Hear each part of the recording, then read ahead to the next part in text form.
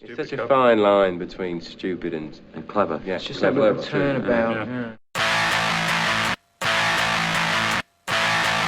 You're listening to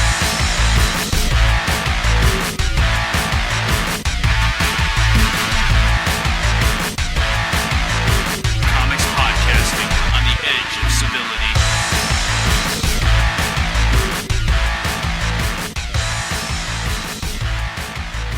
Gridley. All right, kids. We're here for episode 83. Our first post-Comiconn episode. You'll probably be hearing this after New York Comic-Con, which we've just purchased our tickets for and are insanely happy about going to. Woohoo. Uh, That's insanely happy for me. Woohoo. yeah, I noticed that. Con impressions? The guest list looks amazing. Not New York. Oh, Comic-Con. We'll just do this real quick because it's 4 episodes since the summary episode was out with the interviews. So, But no, it was a lot of fun. Met some nice people. Started off really slow. yeah, I was kind of worried about it initially. Big shout out to the guys who co-hosted from Secret Identity Podcast, who seemed very nice. And one of them was even going out of his way to help a fallen comics fans family get money. So, I mean, very impressed by that. Yeah, that's pretty cool. The IndieCast guys who were awesome and very friendly. And the crew of the ASS Tiddless. which was hysterical and unassailably uninterruptible. Yeah. Edgewise Part 2. Crazy. Edgewise Part 1 was not present. No, actually, The table, but we did not see him. Yeah, we didn't see Evan at all. I mean, I don't know where he ended up being. But that it was so much fun. We'll be And there next year. you found next year's calendar already. Yeah. Gonna buy Year of the Dead very, very soon. As soon as I recoup from the New York Comic-Con Debacle. With $30 for a train ticket down there, yeah, it's going to take a minute. I'll buy it, guys. I'll buy it. But at any rate, anything new and interesting and geeky happened for you lately? Well, you had your 40th birthday party. I don't know how geeky that was, aside Well, from the you got- Star Wars tablecloths. And You did get a very special gift. yes, I did. I got the incredibly large, straight from China, all 4 seasons, big box, acetate cover, cel-shaded art, Batman the Animated Series, complete. All 4 seasons. It's fucking phenomenal. I can't wait to crack that shit open. And what'd you And get get a that? gander at those What'd you get episodes. from Colonel Girlfriend that was even better than that? Who? Colonel Girlfriend? Yeah, I promoted her. I got something from her? 3 comics. Oh, yes. Those. Secret Wars 3. Secret Wars 3, which promises to be a nice read. Yeah. I'm ready for that. Secret Wars 2, number 6. Number 1? That was number 1? Yeah. Oh, yes. The Who is the Beyonder on the cover. Kind of exciting. Yeah, a little bit. Oh, Ray Park has totally destroyed his hand so he can drink his own blood. Always a good idea. We're watching King of Fighters, and don't ask me why. Because it's in high def and Maggie Q. All right, go ahead and ask. That's all we really need. Ask what? What was your 3rd and greatest comic? That was number 6. You keep saying things like that, and it's never freaking accurate. Ever, ever, ever. Inaccuracy is just part of my charm. Yes, that's exactly what it is. It's the charm, you doof. NFL Super Pro, number 6. I can't even believe it made 6 issues. I find it difficult to believe myself, but I think I may have to send that one away somewhere. I think you need to find 1 through 5. I think you're a maniac. I think we knew that. Well, it doesn't change anything, and it's still bad. It's not good to be a maniac, you maniac. What do you want to talk about? I found an article today. Oh, what's that? This is The 10 biggest questions about the DC reboot. In order of who gives a shit down to... Oh, good point. Oh, okay. You ready? Yeah, fire away. With the first give a shit question. How big is the Justice League? Kind of enormous. Well, it may be one, it may be, just the big seven, and it may be tremendous. I don't know why it's even a question. Eventually, everyone's going to get there. Why wouldn't they? I mean, that's the history. That's the Justice League. But then again, they're trying to break free from that. So, what are you going to do? Well, I mean, the Justice League has had different periods where it's ridiculously enormous to small and workable. All right, during the whole Grant Morrison, Howard Porter run, it grew to like 17 members. Yep, that's right. Zario being one of them. Yeah. You had some classic years with Red Tornado where there were like 15 to 32 members at any given point. Justice League reserves. Why anybody cares, though, is a good question, especially Newsarama. I mean, they usually have a couple of points here and there, but, I mean, who cares? Well, because there's no point. Like, if every storyline is... We care because there's no point. Well, because... What? No! The Justice League is about, coming together to big fights. But if everything is just firing every hero at it... Yeah. Then what's the point? Well, I mean, if they keep it to the 7... Then what? What do you mean? Then they gotta think of a job for everybody, or they gotta think up a way people can cover each other, because Aquaman is out defending Atlantis again, and we all know that happens so often. Well, the problem is every time they do a Justice League book, they start with the big ones. And then they slowly get whittled out and replaced with smaller characters that they can do more with, because the big ones, of course, have 5 of their own books, except Aquaman. And right. You can't do a ton of it. It's like when Batman's got 8 storylines going on, you can't really develop him a ton in Justice League. Well, the other thing is, I think they're blowing out their own continuity already. Shocking. Because, I mean, over in Stormwatch, apparently, they already referenced John Jones as being from the Justice League. Now, apparently, they've been together for a year. After a while, there's been 5 years of the Age of Heroes when this thing starts. Right. Okay? So, I've just read issue 1. We're going to cover that next time. There you go. But they were still figuring things out, and there was no team in number 1.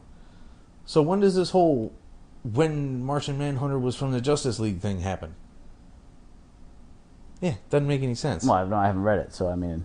Well, I mean, that's it. That's all it's noted. All right. Question 2. What does Stormwatch mean for Superman?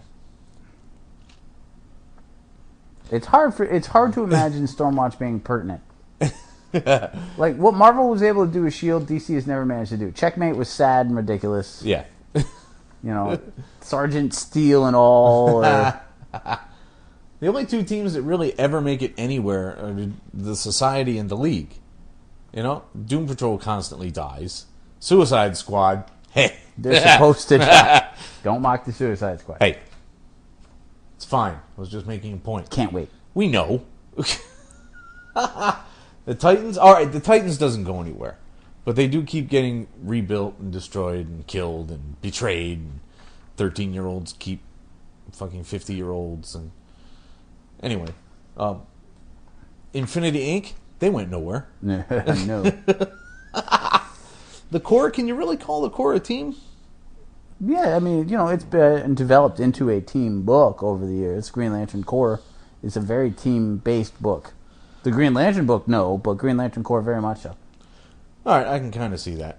So my whole team thing is almost out the window. We're like running 50%. What was the other one? They had Travis Charest on the book. Dark Stars? Oh, God. That didn't last terribly long at all either. But they mention it, and these are much better points, because apparently they've been around forever in the new DCU. So, if Superman is the first hero, right? The first superhero, they must mean first costumed superhero. Because they can't mean the first superhuman, because Stormwatch had been around forever being superhuman-y. Right. So, they're supposed to do the whole protect from extraterrestrials thing, so how are they going to take Superman's presence? Well, I mean, the whole thing with Stormwatch is that they were very dark in the original Image book. So, you have to wonder, like, if it's just going to be straight heroics like that. They tried that early on, it didn't work, and then they got, infighting darker, like all Image books are required to. Right. So, I don't know. I'm not going to buy Stormwatch anyway unless somebody tells me it's fucking phenomenal. Going down, they want to know who the Kingdom are. And I don't know who the Kingdom are. I thought it was a storyline. I mean, there's a kingdom of people? Apparently, Batwing introduces the apparently former team called the Kingdom, explaining that there were 7 of them when heroes began to appear all over the world, and they first emerged in Africa. They ended revolution and freed a country, and then disappeared. So,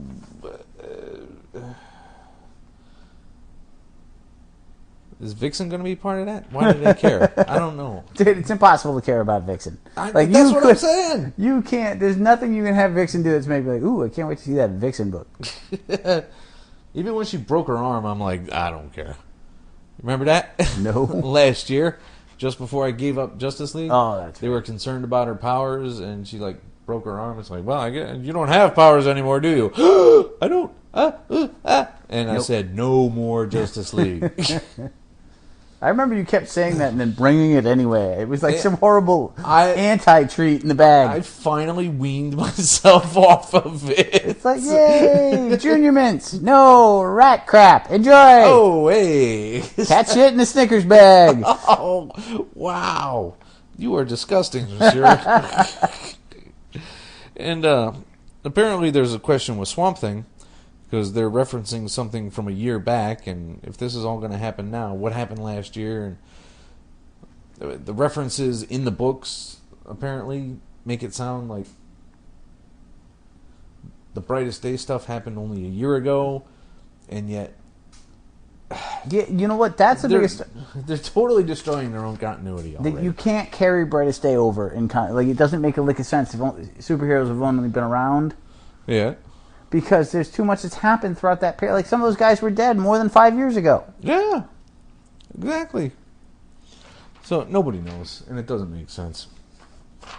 Something I'm really, really fucking worried about. I do not want Alfred to become a hologram. Yeah, that's... I haven't read Detective Number 1. It came out last week, and since Kurt was bright enough to not find his fucking keys, I could not stop buying time to get my books. But apparently in Detective 1, there's some implication that Alfred may be CGI. Jesus Christ. I don't need that. He's the new Jarvis machine. I don't find that amusing or interesting or edgy or hip or anything of the sort. Particularly since you're stealing it from Iron Man. Yes. I mean, there's no way around somebody not knowing you cribbed it from Iron Man. Ooh, look at this. I'm trying not to be loud. And apparently Lex Luthor is much, much more poorly defined than he used to be. I mean, everybody knew Lex was a big, important guy. They knew where he came from, but with all this continuity rehashing, where is it? He's well connected, and he appears to be an evil genius because he sends a bullet train to impale Superman, but apparently nobody knows shit about him. Is he a government agent? Is he a mad scientist? It's impossible to tell. So he's no longer ex-president then? No. There was no election. All this stuff only happened 5 years ago. Oh, this is just... Terrible. You hate every second of this, don't you? It's rough. I mean, and I was trying to be optimistic about it, as we know, but... Now, apparently in Detective, again, in Detective, they ripped the Joker's face off to make him more sinister, jokery, edgy, hippie. Oh, yeah, because that's totally what that character required, was a complete lack of face. He hangs out with a doll maker, and maybe the doll maker puts the skin on his face. It's impossible to tell, and it sounds silly. And the big question is, another one is why is Barbara Gordon walking? Because they're destroying only one of the top 5 Batman stories of all time. Yes. But apparently it happened. But now there was a miracle. Nobody wants to explain what the miracle is just yet. So maybe Zario got into play there and made a deal with the big G, because we all know there is a G in the DC universe. We know that. Yep. Otherwise, you couldn't have Azrael. Zario. Whatever. And the 32 other angels. And the cosmic handshake from Swamp Thing 50. I couldn't believe that when I saw that. Now, they also don't know if Crisis happened or not. It may have, because apparently Hawk alludes to it as the greatest crisis, in italics, to ever face mankind. So, how they had a crisis 5 years? So where does all this start? It's killing me, and I want to know, and I don't want to know. I read a preview for Demon Knight today, by the way. Oh, Lord. Bad. And apparently there's a new Harbinger-type character running around. Oh, good. In the background with a hood on, so nobody can tell who she is. And, bad things happen when she's around. Maybe she's left over from Flashpoint, and maybe she ain't. So, woo! Big excitement on the DC front. But I also read some sales figures today. And they had the top 10 selling storylines of the decade. Of the past 10 years. Right? Civil War was first. It did 500,000 copies. Right? Intriguing. In there also was Infinite Crisis, Identity Crisis, not Final Crisis, oddly enough. Well, didn't you loathe Final Crisis and refuse to even let me read it? No, you don't need to read it. You will burn it if you get it. The risk to the house is too great. Wow. My reputation sucks, and it's so justified. Doesn't it, though? And I'm seeing 500,000. I'm seeing 350,000. I'm seeing, 300,000, 180,000, 100,000. All these things across the entire decade. Right. And I remember the sales figures from one of the back issues of Thor I got a few weeks ago. Right. And I look at it, and it was 1 month for one issue of Thor, 365,000. Yeah. Man. Well, you're not even Comics readership has gone the fuck down. You're not even catching the major flaw here, too. What's that? Is that all these... yeah, they don't stay up there. Well, no, but all these are like the big event books that aren't even notoriously or not good. Yeah. I mean, Civil War, fine, it's already half forgotten. Like, the biggest sellers in the industry are these giant events that no one pays any attention to past the time that they end. Yep. No wonder comic book readership has gone down. Yeah. Where's the Alan Moore Swamp Thing? Where's the, trend-setting book that's blowing people's minds? Not this pointless, and then Iron Man and Cap have a knuckle fight to find out who's cooler. And There's one a of bit them, of a tiff, and right. one of them ends up in death. Yeah. No. Man, that's boring. First off, it shouldn't even have been a fucking event. It should have gone through, 4 books, eventually like to 2 stop issues for like each 2 years and then have and call one it huge even. one and be like, holy crap, they've done it again. No one's shocked at this point. That wouldn't be a bad idea. It really wouldn't. I mean, Green Lantern Corps already planning its next event. Color purple. You're not... No, I'm totally kidding. Oh, phew. Don't do things like that to me, man. What the hell are you doing? No, that's a Whoopi Goldberg movie. Yeah, I know it's a color purple, but what are you doing? You're killing me. I am. Are you wandering around for any purpose? Yeah. You want to go to the bathroom? I'll pause it. No, I will never check anything out. There are things that I will categorically deny checking out. Dude, you've watched enough French films for me to know that there's a healthy chance that anything you can be talked into. And I've proven that rule many a time over. Dude, I did not even know there was a King of Fighters movie till you queued it up tonight. And if I had, I'd have been video game movie, bye. Next case. Next fucking case. All right, next point in your quiz. That was the whole thing. That was all 10 of them. Wow, that was quick. Yeah, All it was right. boring, too. It was far more interesting when I was reading it than talking about it. That's generally the way. How about the actual content of the industry we're talking about this time? Well, I mean, that's really what it comes down to. Is you're writing great things, people are going to read them. All right? It's not like everybody likes lawyer books, but somehow John Grisham was the most popular thing in America. It's a very good point. Harry Potter is a perfect... hey, I wrote a 7-book series about a child wizard. Fuck off, Bob. The thing about that is, though, she didn't write very well for most of that series. But she captured something. It was very plain, and it was very straightforward. And there is, in fact, a lot to be said for that kind of writing. Sure. But it was the events that grabbed you and not the prose depicting them that really blew you away. I'm not a huge endorser of the books, nor am I a huge... detractor. Exactly. I don't sit around crapping on them. I read them once. I will probably never read them again. I did enjoy the movies that I've seen. I stopped watching them at some point, and I should probably get around to doing that again. But the fact of the matter is, in general, what captures the public's interest is not always the best thing.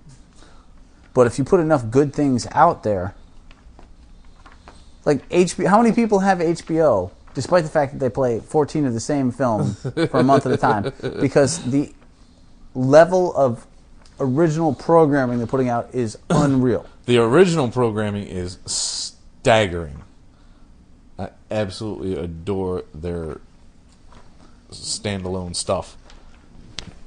And you know what? HBO has more viewers as a result. Like, if you're putting enough quality, decent, written comic books for long periods, and that's the other thing, is you can't just keep switching out.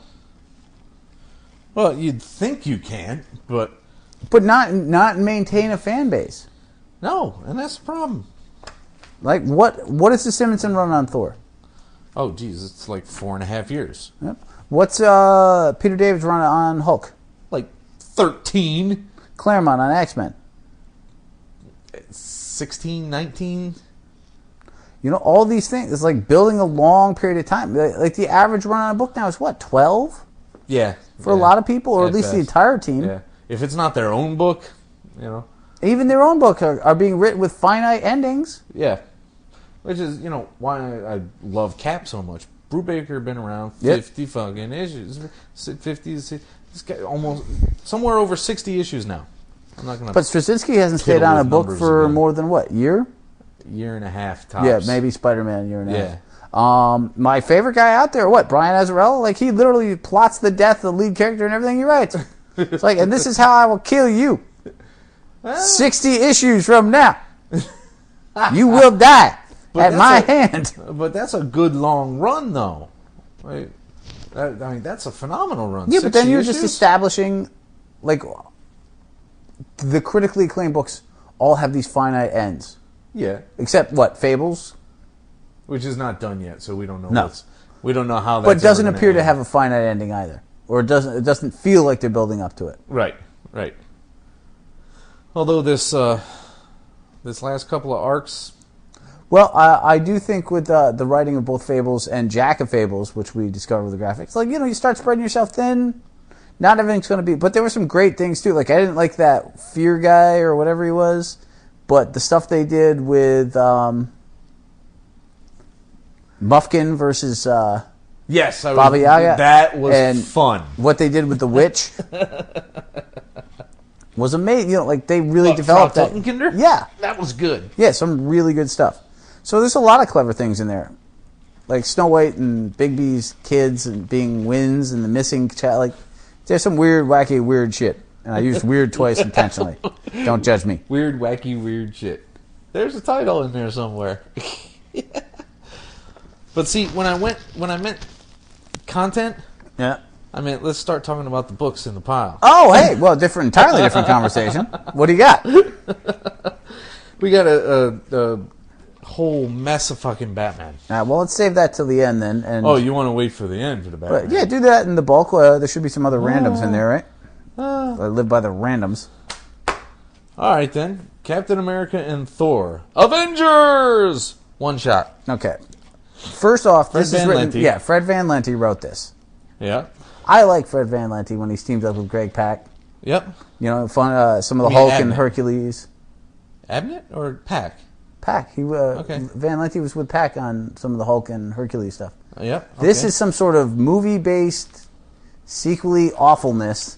Yeah, this is just telling you stories in the movie universes of each of these. Yeah, I have no time for this book whatsoever.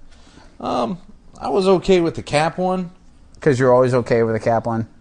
I'm mostly okay with a Cap one. There can be some bad Cap ones. The Thor one, I didn't even finish it, to be honest with you. I don't did even like know what the story's about, man. I got up to Curse, and I said, you know what? I'm done. I saw Curse. I'm happy. Well, it's funny because even further on they have male kiss. So there's like this huge respect for Simonson with the black and white faced elf wizard male But then they kith, refused to and- write it as well. Well, sure. I mean, but that's challenging. You know, for a movie called King of Fighters, we haven't seen fighting for a very long time. Yeah, that'd be nice. Isn't there supposed to be an action beat like every 8.5 pages of dialogue or some shit? Hey, you know, that'd be helpful. Anyway. The latest, well, actually the second. The second? Didn't we have a third of this? Oh, yeah, it is 2 copies. Oh, it was in the second one. American Vampire, Survival of the Fittest. Nazi vampires. Plots within plots of Nazi vampires. There's a lot of intricacy. You really, you know, even though this is a miniseries, you have to be reading American Vampire. You kind of do. Yeah, you know, it is. It's a companion piece. It's not really very standalone at all. No, not at all. Which is fine. But, you know, you can't just dive into this and be like, oh, hey, well, at least this one's 5. Let me test the waters here. No, not so much. Yeah, you can't hand this over to somebody who likes vampires but hasn't really touched comics for a while and say, Right. This one's self-contained, so go. No, you know, because, I mean, you got The arc is self-contained, Yeah, but and there's the art is great. too much to know about it otherwise. Like the art. I'm intrigued by the story. It's building nicely. A little bit slow. A teeny bit. But, you know, they got subspecies of vampire. Yeah. And I like that concept. You got a hero whose son is some sort of vampire Muppet monster thing living in a cage in the basement of fucking Whoville. Living in the basement of Whoville. Wow. Okay. And then you've got this chick whose blood, it's got part vampire blood. And of course, like the main reason you have to read this, of course, is because the Skinner's interspersed throughout. Yes. So, and the chick has shown up before, and the guy. So, I mean, there's a lot of carryover, but definitely an interesting read. They're building up nicely, and Nazi vampires is just the best sentence ever. Isn't it? But I mean, you can get better with what? Nazi zombies? We've seen Nazi zombies. We didn't mind them. Dead Snow. That's right, we did. Not quite as good as you wanted, but never bad enough to complain. Right. Unwritten 27. Unwritten 27. 27 issues, man. We've been at this for 2 1/4 years here. God help us all. Love this series.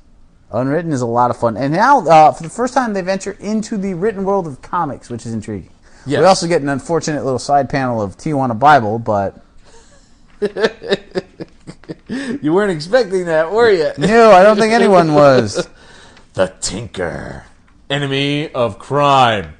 And I really appreciate how the Tinker panels looked. I mean, they look like they came right out of 1944. Yes. They are so golden age. But dude, so corny it was so awesome when he starts Mario like, well, I mean, have you read reprints of the golden age? with my 7-league boots and yeah. They show him punching it and they're like, I will punch him out now. Like, who are you talking to, my man? Madness. Like, break that fourth wall, go right ahead, baby. But we find out that the Tinker was, because of misogyny in the 40s, written and drawn by a woman. Intriguing. With a pseudonym. Yes. So now, they also make the that's difference quite nice. that the Tinker looks surprisingly like Tim Taylor's wizard alter ego. Yeah. So is this possibly the infamous Mother? I think it is. Next issue, they don't tell us. We won't talk about that yet because you didn't see it. It's in your next pile. It's in your homework. It's coming for you. It's coming to you. But it's staggeringly good stuff. It's a great book. I wholeheartedly. Although I do feel like, it's as much a graphic series at this point as an individual. Oh, sure. But I like to catch... If I can catch something on the ground floor, I don't mind going on issues. You prefer to buy issues to graphics, I think we can safely say, in general. If I can catch them on the ground floor, or if they're so far ahead that it doesn't really matter anyway. Because, like Spider-Man. I'm not going to get 1,300 graphics of Spider-Man. It comes out all the fucking time. I'll get the issues. But no, the only thing I Fables was 40-some-odd in when we first discovered them. Yeah, the same thing with Powers. Right. So why bother looking for the back issues at that point? But if I can get in on the ground floor, fine. I'll go. I'm good. I'm all right. Like Ex Machina. That thing was halfway over before I discovered it. I don't want to hunt down the back issues. They're 3 times as much as a used copy as a trade. There you go. So screw it. Of which you have all but one at this point, right? All but last one, Term Limits, which I almost got today. It was $4.95 on Amazon, but I just got those tickets. And I'm not going to get those drawer boxes. That's another thing that's fucking with my money. You decided against it? Dude, at that price, man, they're $10 a pop. So wait and see if you and see you them can at a only show buy or them something. 5 at a time. So and they're $25 shipping. Yeah, it's there's nothing too tempting in that sense. Yeah, no.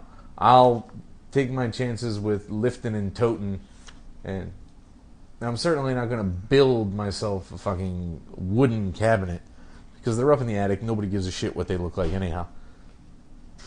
And why does Ray Park look like a pimp? Scottish leprechaun. You mean tall?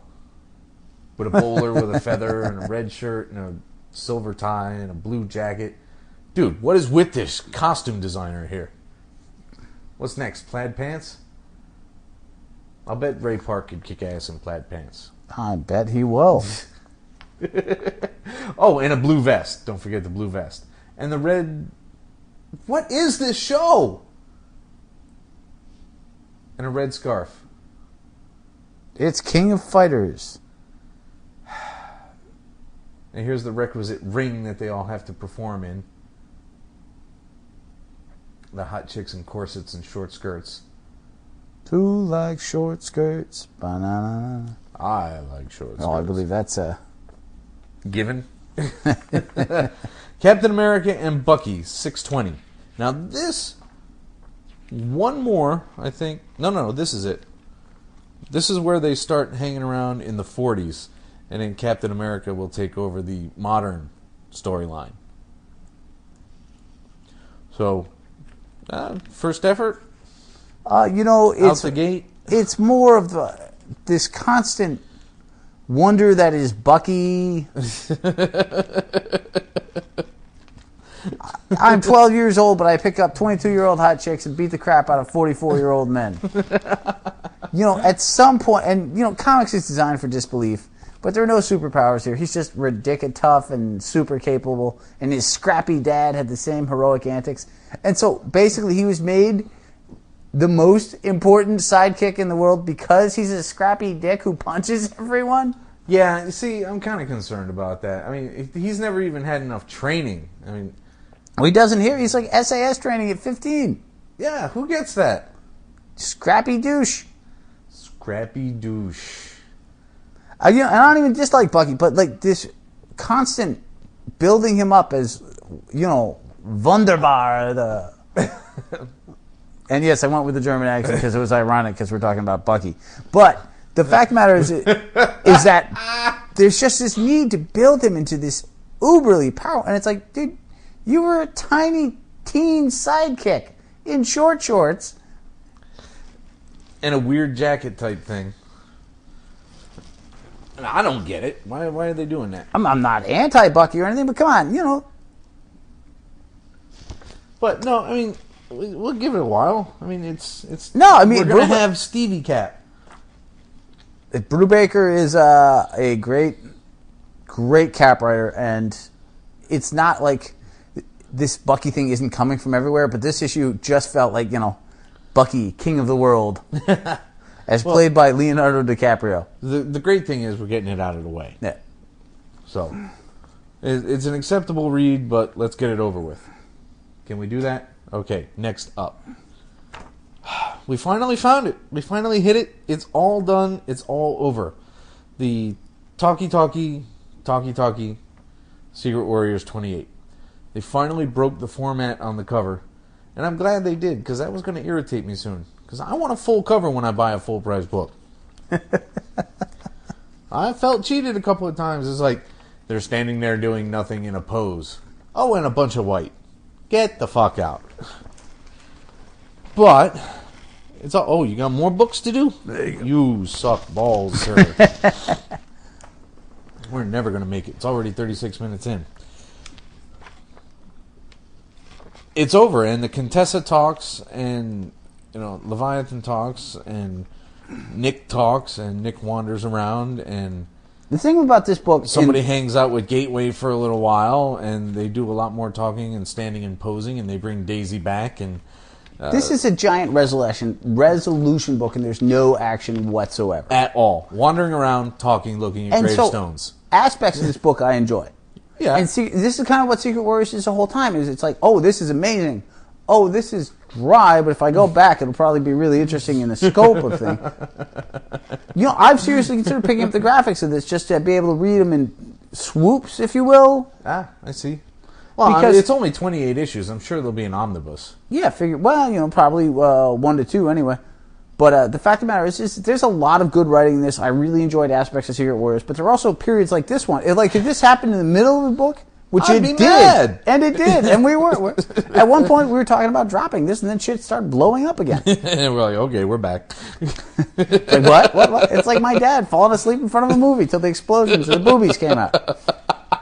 Until the explosions or boobies came out. Yep, that's it. Until the explosions or boobies came out. But doesn't, and obviously that's a sophomoric way to describe it, but doesn't this book kind of feel that way? It does. And the dry parts are actually really interesting sometimes. Sometimes they're really dry and they involve the Shield for no particular reason. Not Shield, but the Shield. The Shield. But enjoyable nonetheless. Yeah. I'm sorry it's over. Aspects but of it it I does will give miss. Nick new things to do now. You know what? I don't even know. It almost feels like a swan song to move Nick out of it because he's been such a powerhouse for so long. Well, that's certainly a distinct possibility, but I don't think they're going to give up Nick at all. You know what? Some writer will want to do it again and bring him right back. Like, that's the nature of comics. Exactly right. Yeah, that's the way comics go. So, that leaves us with the growing increasingly boring Incorruptible. You know what? This had some clever things. I'm not as anti-Incorruptible as I was a while back. I know you've kind of slid back towards that. Yeah. But the introduction of supervillains has really helped it immensely. It has, but they're still not... Johnny Hustle ripping the dude's heart out halfway through this book. This tiny, fast midget in a football helmet. And if I remember right, you hate the name Johnny Hustle. Everyone hates the name. Like, if you're designed to hate things, then the name Johnny Hustle is like top 5. It's right up there with Smurfs and Illinois Nazis. I hate Illinois Nazis. Exactly my point. They're gassing old boy. I don't remember what happened in this flick because I just didn't care. Incorruptible. I mean, you've got a lot going on. The guy he wants to lead. He finally found the guy he wants to lead. He almost had him convinced. He kind of had it convinced. He was probably faking that he was convinced, and he's really convinced. And his heart gets ripped out. And people complain a lot. Yeah, no, there's some clever things in the book, and then there are some things that are just not going anywhere. Yeah. I mean, they build Headcase up to be interesting to get rid of her. You're waiting for the big Max versus Samaritan. Or Survivor. Either, really. And, the Survivor one that takes, like, no time, and Samaritan, they just... It's a book of missed opportunities, almost. I think it is. I follow you right there. I'm with you. But there's still some clever things going on. I'm not anti the book. It needed the supervillains in the worst way, though. It did. Because him driving around in a car with a psycho and an alcoholic cop was like the worst buddy movie ever. Yes. Though, financially speaking, it's got till 24, so I can have an even 2 years. And then if it hasn't gone somewhere? Bye. Fair enough. I got to stop somewhere. And I don't care what they say about digital. It's still money, and it's still boring me. My thing with digital, and we need to actually have a podcast and discuss digital, but my major factor is that it basically kills the all-important resale factor for comics for a lot of people. It does. That's the collectability market dies with digital. Like, what are you going to sell somebody, a compact disc? Yeah. Which is illegal? You really can't. It will take a few years for them to get their entire back catalogs in there. Well, not even that, but suddenly new books, like buying the first issue of something doesn't matter. Yeah, it means absolutely nothing. Which also removes certain creepier aspects in our chosen enjoyed field. Creepier? Or yeah, the people who buy 45 of them. Yeah, fine. You say tomato, I say douchebag. Okay. But you are losing, that's a huge factor, is, collecting, trading, building these things. Going digital, you lose a lot of things that I don't think people have totally thought about. Obviously, the comic industry has, because God knows, when you can buy it in the quarter bin 2 months later, you don't need to buy it. Yes. And even at 99 cents, I'll go quarter bin diving. I'll get 4 of them for the cost of a download. Yeah, but you'll totally dive a dollar bin too. Yeah. So there's a lot of arguments, and there's a lot of people who, when I listen to them talking about it, I get the distinct impression that they're incredibly lazy. When I want it, I want it. I want to get it, and I don't want to pay 99 cents. There is an immediacy someone to it. Is so obsessed with this 99-cent price point. Okay, the circulation figures versus download figures. Nobody knows yet, but I don't know. I don't give a shit about soaps just because they market them. The other thing too is, let's think, and maybe they have something planned for this, but if you lose your computer... Yeah, the backup is a huge thing. Oh, but Comixology knows what you downloaded, so they'll just let you re-download it. It may be their policy to let you re-download it, but what if they go bankrupt? Still, what are you going to do? What if they stop? What if it doesn't work out? What if they lose their licensing agreement with Marvel? If this dies, if this doesn't go well, it could seriously hurt comics, and no one's really talked about that. Well, a few people have talked. Well, no, I don't listen to anybody other than you in terms of comics, and you've never brought it up. Because it angers me every time I hear about it, because people keep saying the same shit over and over. Well, that's usually the way. If we offer it for 99 cents, everybody will get it. No, because people still won't. The same people who don't give a shit about action flicks are not going to be. They're not going to Dude, honestly, just because Netflix or just because Redbox has it for 99 cents in the supermarket doesn't mean someone who hates Schwarzenegger is suddenly going to get Total Recall. No. Fact of the matter is what you're going to do is celebrate that you have more money, maybe buy 1 or 2 more books, and buy lunch on the way home. Pretty much, yeah. You ain't going, okay, well, normally I spend $30, and I'm comfortable with that. You're going, no, now I don't have to fucking spend $30. I'm going to Denny's. For a big pail of meat and eggs. There you go.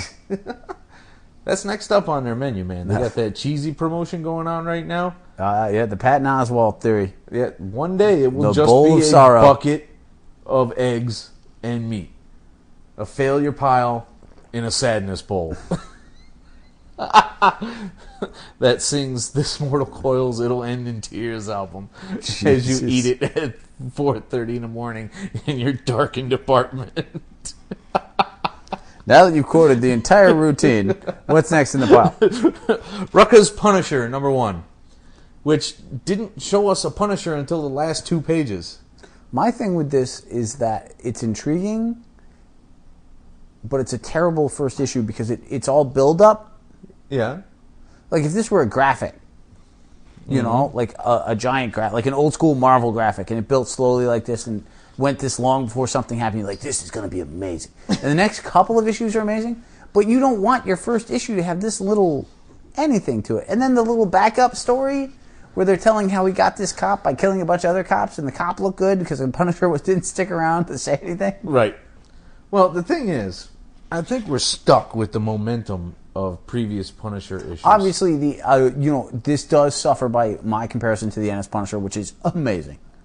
Well, I mean, there was his. At one point he had 3 full series going on. This is still better than Frankencastle. Oh yeah. Sorry, Jason, but no, Frankencastle was a bad idea. I don't follow the idea of Frank needed so much increased humor injected into his book. No, that's not his point, like at all, ever. You know, you can have him like amused by something and you can get a chuckle out of it, but that is the limit of humor for fucking Frank Castle. Goofy Punisher is not... It does not work. You can't... I will not accept Goofy Punisher. Sports Goofy, sure. Punisher Goofy. Sports Goofy, sure. I can't believe I got a Sports Goofy reference in here. This is my best day ever.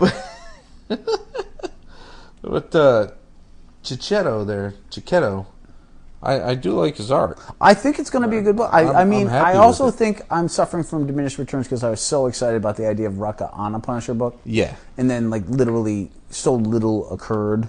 Right. I mean, a wedding got massacred, and there was some talking, and there was some cops splash panels, and there was a skull. And end of book. It's build-up. And I think build-up is fine.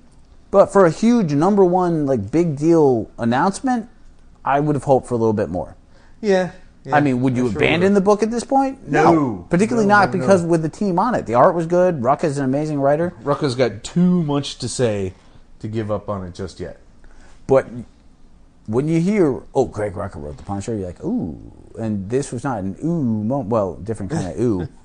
Wow, that's way too many oohs in one sentence. There's ew. Ew. Ew. Potty go down the hole. Done with that. Sports Goofy and Animaniacs. All right, next up. Star Wars, Dark Times, Out of the Wilderness, number 1. Hunting Jedi at the End of the Republic. All right, this continues a long-standing tradition of cartoon Darth Vader sucking balls. The cartoon Darth Vader sucking balls. Like, shows up in the prisoner's already dead because some spy robot snuck in. And then there's space pirates, and the old bearded Jedi has no beard, and some chicks hitting on him, and then 2 pages later his beard is back and she's mad at him. This is not good. This is not, no thank you. See, I was liking Dark Times for a long time there. And I think I actually mistook this for the Purge series they had going on there.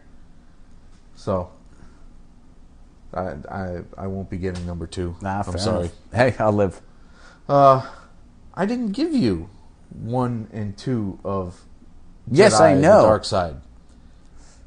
I'm trying to keep the pile together for things that should be removed from your site and things that you No, you really haven't given me need those, to actually. read. I have? Yeah, Qui-Gon Jinn and Yeah. the whole thing with the the Padawan slash sidekick. And the Hot Jedi, yes. Yeah, that's With the just cat what I was eyes. thinking. But You're totally the thinking Padawan you is know it. angry at his father who rules the planet, and there's some half rotten headed dude running around who's possibly got Jedi powers, but is not a Jedi. And there's a light cycle race. And Wait, then the one thing the brother likes about the Padawan slash sidekick slash brother likes about the planet is his sister, who's then murdered. But even the rotten-headed guy liked her, so everyone's upset. you're balls. so succinct here. Balls. Yeah, is that succinct enough for you? Yeah. Tales of Jedi balls. Wow. That is a whole nother series of books, dude. What, that actually exists? And you get them in storefronts that are painted black so you can't see into the store. I see a red hole. They and open at noon, they close terrible. at 4 a.m. Stopping. False. Awful. Come on, you've driven by those things before. That's probably true. All right, next. The Red Wing. Jonathan Hickman doing his own shit.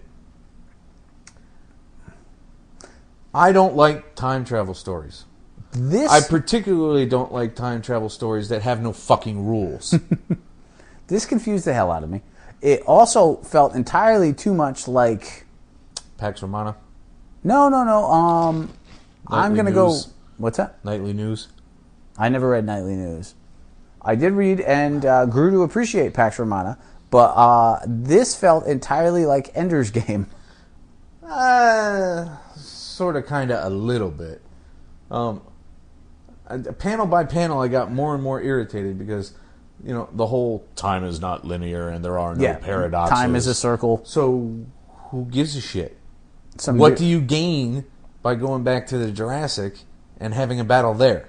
We didn't gain anything. We lost the 21st century, apparently, because some dude melted. There's no paradoxes. It's not linear.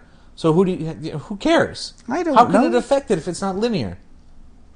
I don't know. He's making shit up. Well, that's his job. Shoot. Really, can you be offended? But comic guys, comic writers make stuff up. How dare they? Well, you know, he hasn't given... Well, I mean, this is only the first issue. There hasn't been enough... There hasn't been enough time to establish the inside rules, the internal It's a time logic travel book. There's of nothing this. but time. Don't be dumb. No, And let me reiterate what they said on Legion of Dudes. If I'm paying, $3.50 for a book, I don't want 5 fucking pages that's just white and a little bit of text. I want some shit on those pages that advances my goddamn story.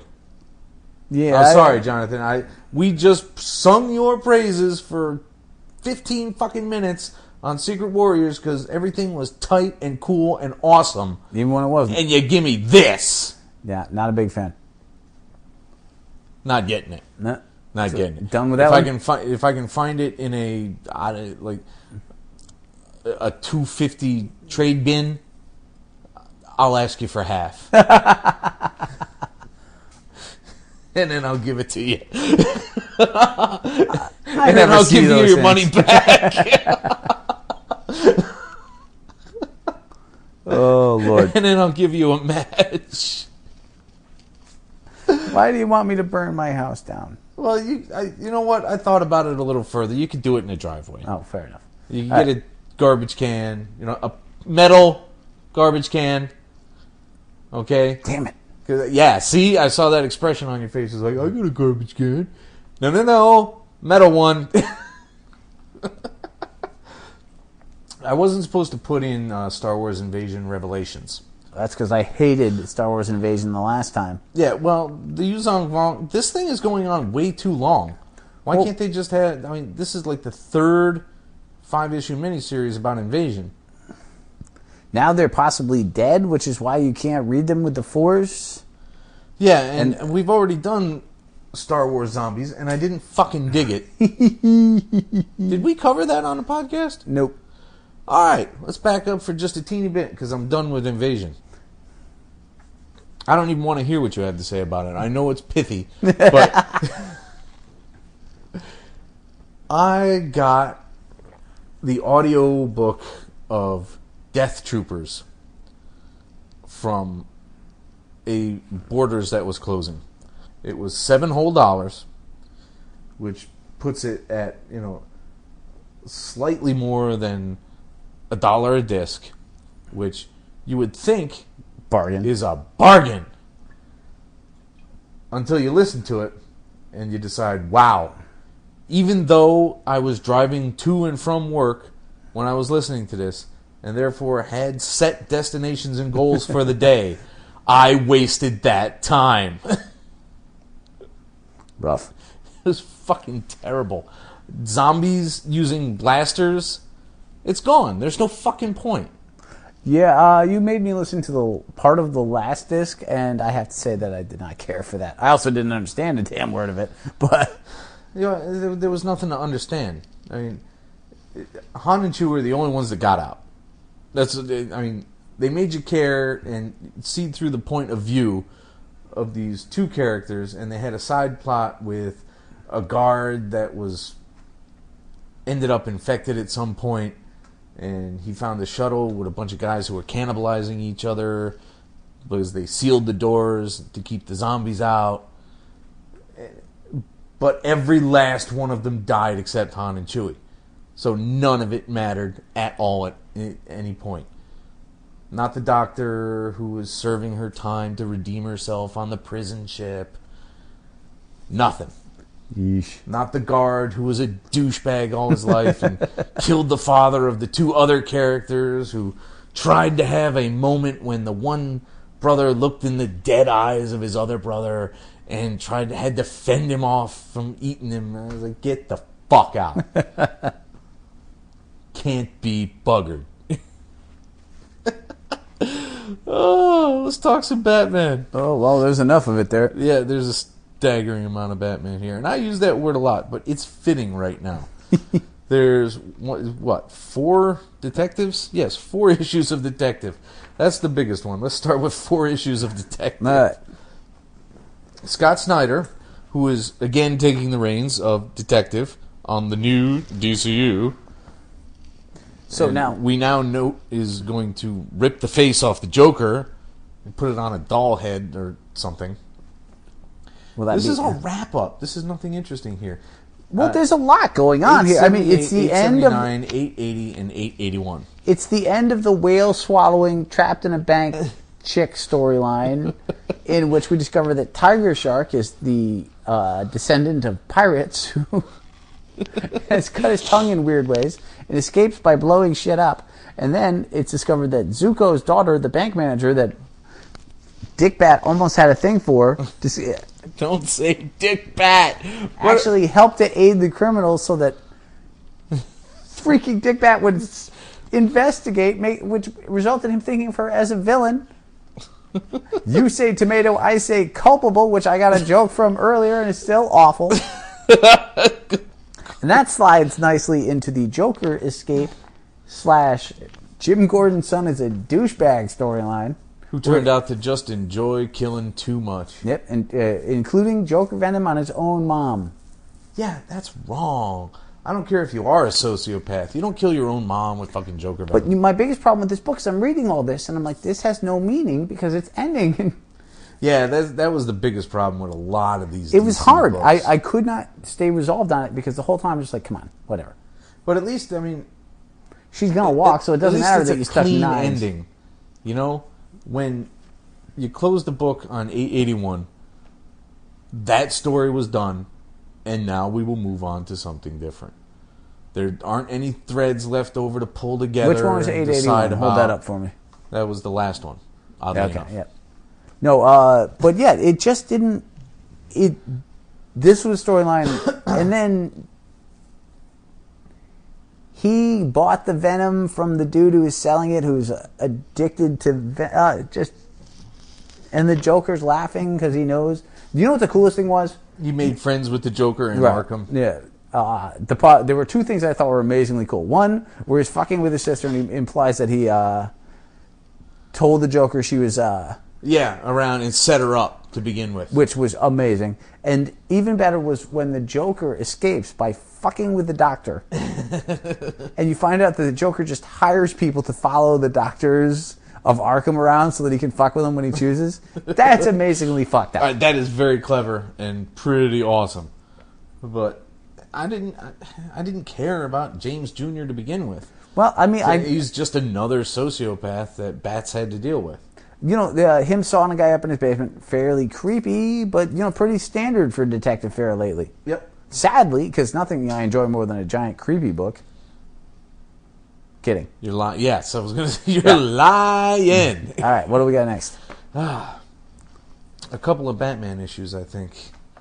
Let's see. Yes, Batman 712 and 713, which, I'm not going to lie, Tony and Fabian made me slog through these. Now, the first one is the end of the whole Falcone, Two-Face, Gilda, Joker, Riddler thing, yes.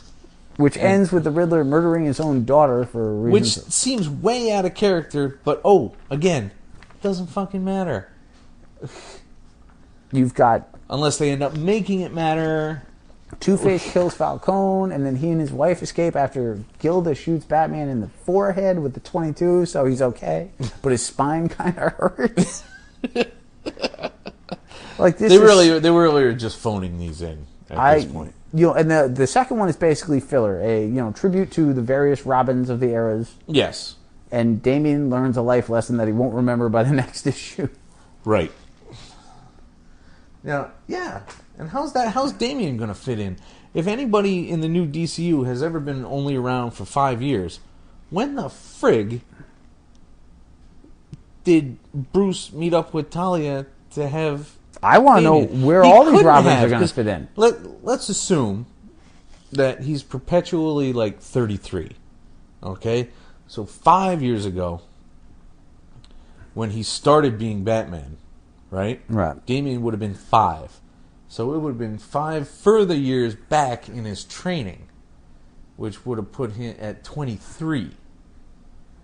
So what was he doing from 23 all the way back to 11 or whatever the fuck it was when his parents were killed? Dude, don't even think about that. Think about how you fit in Nightwing, the Red Hood. Well, we found out there's been not a press release, but an article somewhere, I can't remember where it was, that says that apparently the Robins are now interns.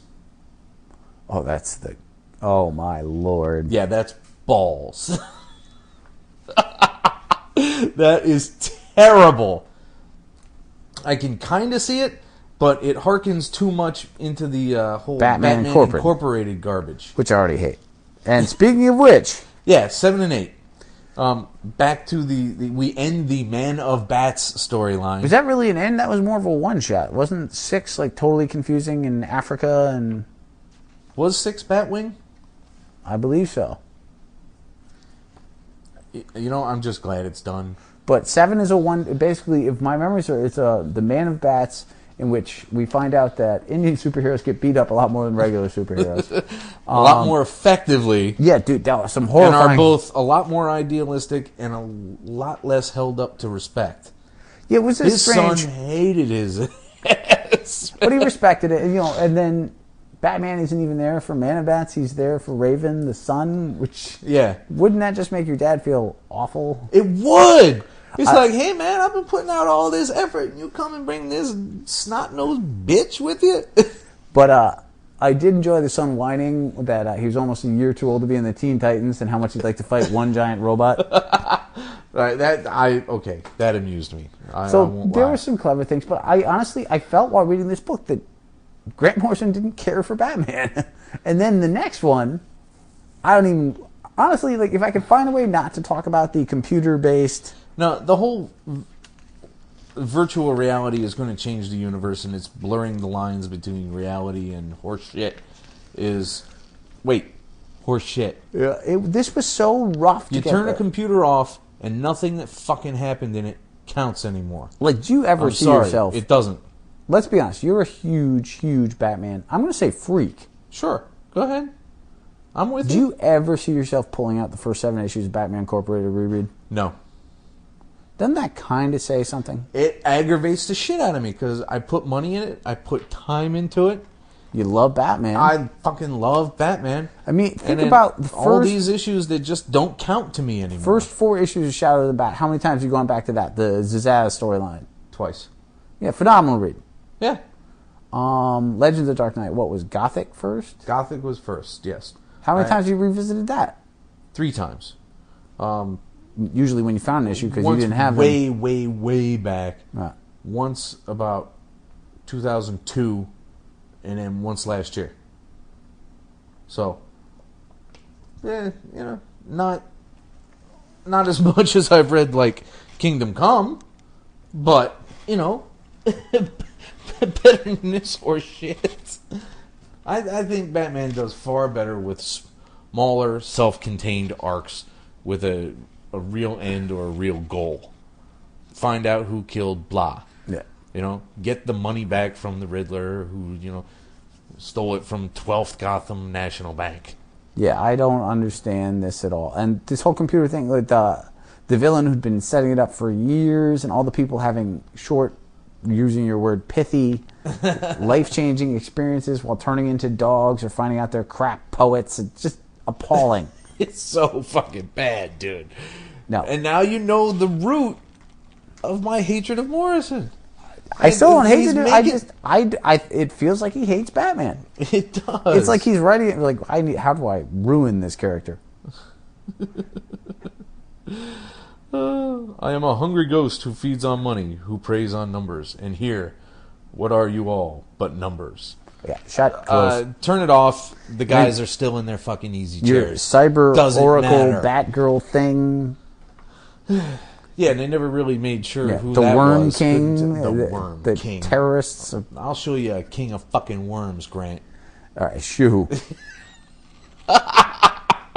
Bringing us horribly to Batman and Robin 25 and 26. And poor David Hine in 26 has been referencing way too much Batman Incorporated. Well, first of all, let's go with 25 because first of all, that's Judd 25 Winnick. was Winnick. And the Red Hood was hysterical. He was funny. I don't mind the Red Hood being funny because it finally develops I'm his going to own say real something you're going to personality hate. besides being just a general angry douche. I'm going to say something you're going to hate. Yeah. I think that now Winnick is going on to write the Red Hood book, you believe. Mm-hmm. This is going to be, if it continues along this vein, Yeah. the DC Deadpool. I don't know if I hate that statement. I certainly Well, you hate find Deadpool, myself so agreeing with it. But I don't know that I'll buy it regardless. uberly violent, kind of funny, hysterically odd. You know, it's starting to become convincing. Yeah, it fits all the parallels. Like, this is almost, this whole storyline is like a giant how-to. And there's also the fact that in the new book, apparently he's quite reluctant to be in a group at all. And they just kind of came to him and said, you're leading us now. Right. It has a very Deadpool feel. All right, you got me semi-convinced. It might be worth the effort. But we all remember Power Girl was a fun book until he got a hold of it. And then it just turned into... I honestly think... I'm empowering girls. I want to be Joss Whedon. I think Winnick did more to try and build the character forward, but you didn't like the art half as much, which was a big part of the joy. Yeah. So, obviously he didn't write anything as hysterically funny as the 7-8 2-issue storyline with Zardoz. Space Bart Reynolds. But he was also building everything I complained about in that book. Back characters, actual life for her that they had just been ignoring. Well, But- they weren't ignoring it. They just weren't moving anywhere with it. She had her company. She had her company embezzled out from under her, and she was trying to build it back. But they didn't spend nearly as much time on that as they could to make it worthwhile even noticing. But it was there. It was there. And then that's followed up by the Dadaist art issue with Joker 2, The Man Who Laughs. You know, I think somebody also, now that I think of it again, Yeah. when you said Dadaist, it tripped the art lever in my head. I think somebody's also been watching the Burton Batman. I make art until someone dies. You know, it's quite possible. There's a lot I'm of the obvious world's influences first fully here. functioning homicidal artist. But there's some very strange things happening in this book, and what the Man Who Laughs did to his father. Yeah, how I don't even want to talk about it. It's just horrible and wrong. he pulled them apart, you know, anatomical section by anatomical section, put them in nutrient baths, So he can live for much longer than Norm and watch the Man Who Laughs work. forever, because there's a loop of him being a psychopath. Yes. And then let's not forget all the other fun sidekicks.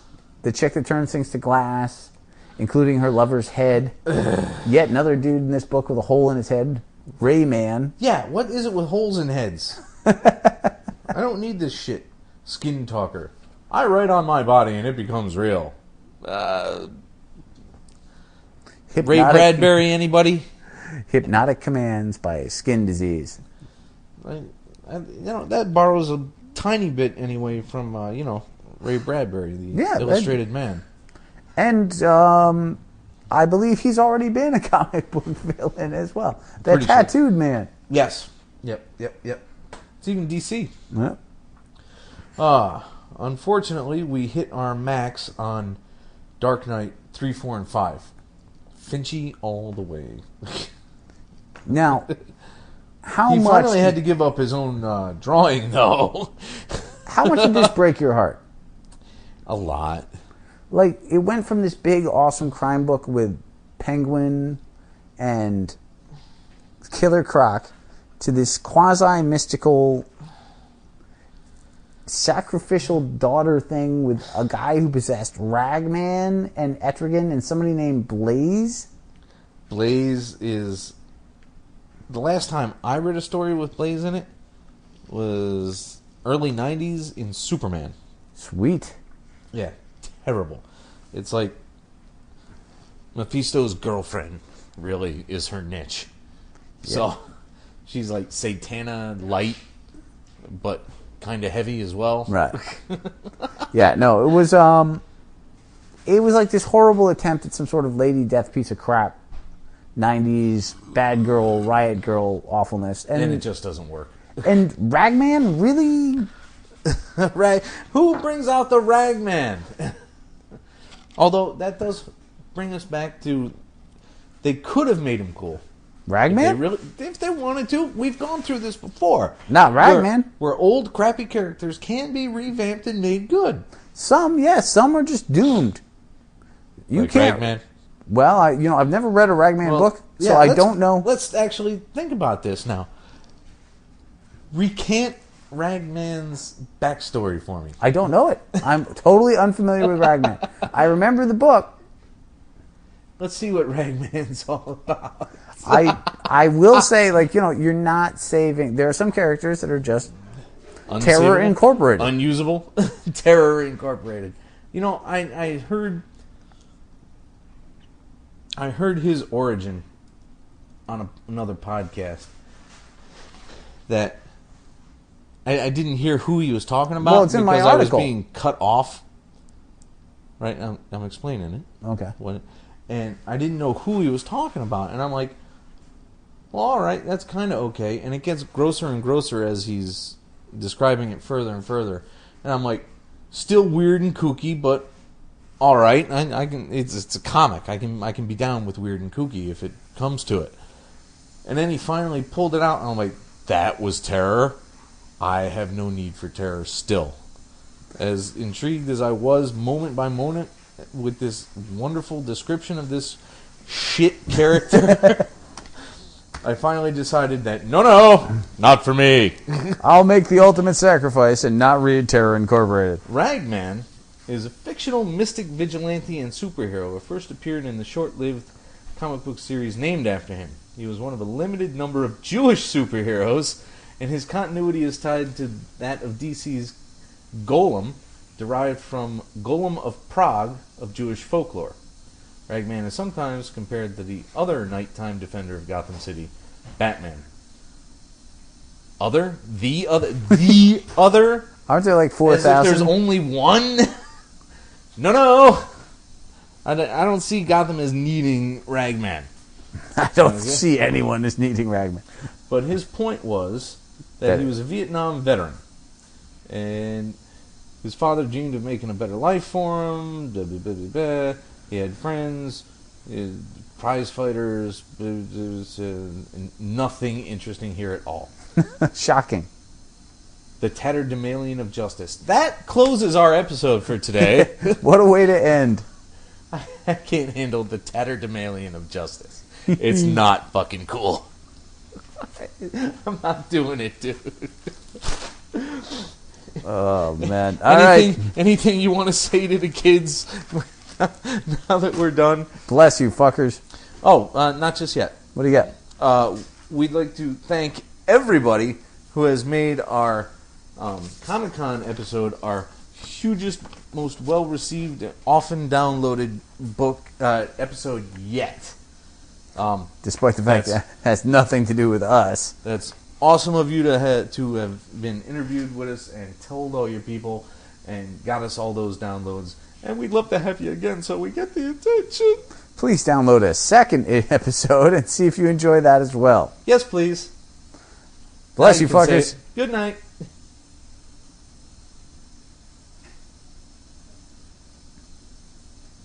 I just said up yours, baby. The Mean Geek is recorded live at the Reverend Mad Duck's apartment whenever the hell we can get to it.